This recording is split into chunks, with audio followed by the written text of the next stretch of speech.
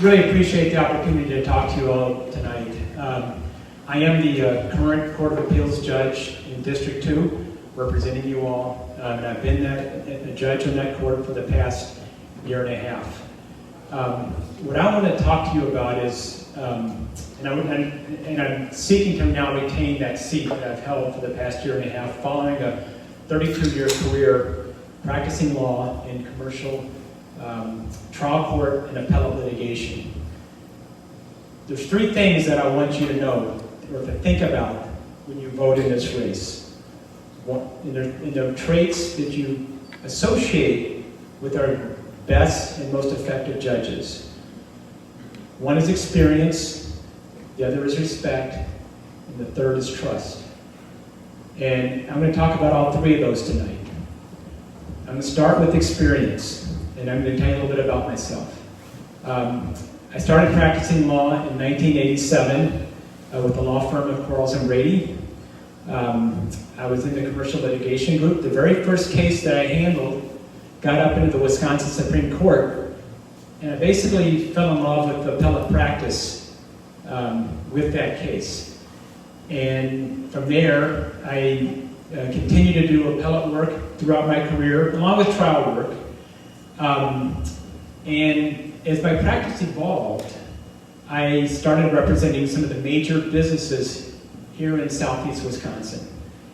And it further evolved to where I was handling their insurance disputes. Insurance law is something that has actually a lot of legal issues that end up in the Court of Appeals in the Supreme Court. And when as my practice went that way, I got to know a lot of the Court of Appeals and Supreme Court of Appeals judges and Supreme Court justices. I started to develop an interest in possibly joining their ranks at some point. And when I expressed that to them, they all encouraged me with the idea that we need more business law expertise on the bench. We got the PAs who work their way into these cases, but we need more business lawyers from these private firms to join our ranks, because we really need that type of expertise. They were complex. The business cases that they were hearing are very complex, and they're very important. They impact all of you in a very major way, and in a financial way. And so when the opportunity came to apply for this seat, I've never been partisan. I've never been really involved in politics, but the opportunity came along a year and a half ago for this seat, and I applied, and I went through the process. My opponent also applied for the same seat with the same governor, and I was selected. And I was selected because of the experience I had. Two of the cases that I took to the Wisconsin Supreme Court resulted in our Wisconsin businesses obtaining funding in the billions of dollars for environmental cleanups and for asbestos liabilities and other types of liabilities.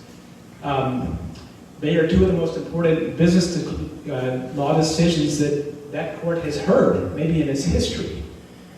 In addition to that, there are countless Court of Appeals cases that I was involved in. So I've tried I've been involved in hundreds of cases in the state, outside the state, in the federal courts, all over the country, frankly. And that's 32 years of real-world experience. So that's the first thing I think you should think about in terms of who to vote for in this race. Who has the most real-world experience? The second thing I want to talk about is respect.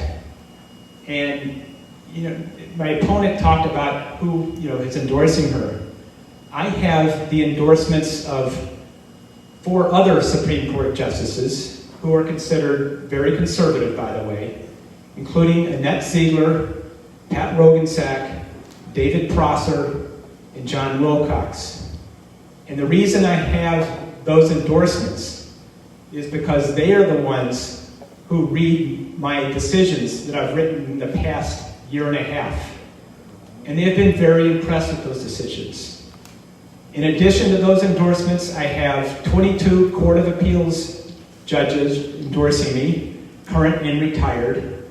All of my colleagues, and they're not just endorsing me, they're providing very powerful endorsement quotes, and they're very much behind me in this election. I have endorsements from the trial courts throughout these 12 counties that make up this district. I have all of the Washington County judges endorsing me, including Judge Martins, who's here tonight, including Judge Giernoth, who is here tonight, Judge Poros, who I've known for years and we have enormous mutual respect for each other. Judge Muehlbauer is endorsing me. Judge Gonring, who is here tonight, is endorsing me. Your sheriff, Sheriff Schulteis, is endorsing me. Your district attorney, Mark Benson, is endorsing me. So is Evers. Evers is not endorsing me. Good. Scott McCallum is endorsing me. Tom Petri is endorsing me. Alberta Darling is endorsing me. I haven't done a lot of seeking out on the legislative side, because I do believe that in the division between the branches of government. But I have broad bipartisan support, frankly. So that's the second word I want you to consider.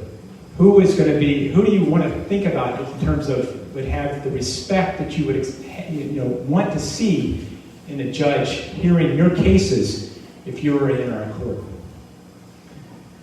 The third word I want to think about, or I think you should think about when you go into the voting booth, is trust. And I have been trusted with some of the most important cases that the businesses in this district have had over the past 32 years. My opponent can't say that, frankly. I have been trusted with this seat and have written opinions that have garnered widespread praise from both sides of the aisle. And I just think it's something that you should think about in terms of, who do you really trust in a position if it's going to be your case before our court? Ms. Grogan mentioned that she does the same thing as judges and justices, as a clerk. That's simply not true. I have a clerk. It is true. No, it's not. It's not true. We make decisions. We make the decisions. We take the lead. We do most of the writing of our opinions. Maybe I don't know if it's true. Maybe in Justice Bradley's chambers, I can't speak for them. Possibly more authority has been delegated to Ms. Grogan than has been delegated by most judges and justices to their clerks, but the clerks simply do not perform the same tasks as justices and judges. And if you ask any judge or justice, they will all tell you that. They have not taken kindly to some of the comments that have been made to that effect. So the one thing, you can vote on whatever basis you want. You can base your vote on partisanship. You can base it on the fact of who appointed me if you want. That's your choice. That's what's great about this country. You have the right to do that. But I want to tell you something. If you do vote based on who appointed me, based on partisan attacks against me, based on basically politics, you are spitting in the face of the founding fathers who created our Constitution and created our system of government. I've got it in my pocket. I'm not going to read it.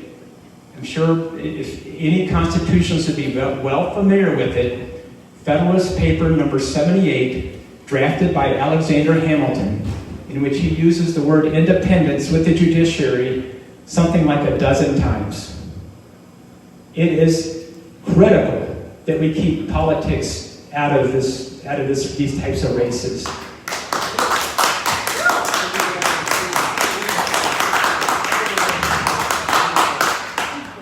And again, if you want to vote, again, if you keep them out of the race, you vote for some other basis in terms of relative qualifications, experience. If you don't vote for me for that reason, that's fine. But I do think it's really important as a society that we keep politics out of these races. Whenever politics have been injected into these races, things have not gone well. And we saw that in Ozaukee County some 8 years ago. There's been a little bit of press about that. There was an op-ed piece in the Ozaukee Press, which I would commend to you. But early on, Ms. Grogan and I actually had a chat, and the one thing I said to her is, I hope this race doesn't become politicized. Sadly, I think that's exactly what's happened, and I think that's not good for our society. I want to just, basically to give you a little bit of background about me. I do live in Ozaukee County. It's not, I will tell you, I did move to that county from the north part of Milwaukee County. I've been closer to this community, geographically at least, than Ms. Grogan has. I've been in the North Shore part of the Milwaukee-Mequon area my entire life. I lived in Mequon years ago, and it's always been kind of a fluid type of situation. But I'm very committed to this community. I'm very committed to Ozaukee County and Mequon. I love it, and I'm very committed to this district. I live on the Washington-Ozaukee line, actually, on Hawthorne Road near Granville. So, in closing, I just want to again reiterate: experience, respect, and trust. Think about that. Think about what you want to see in a judge and compare us on those bases. And if you do that, I'm confident that you would select me as your judge to retain my seat on the Court of Appeals. Thanks.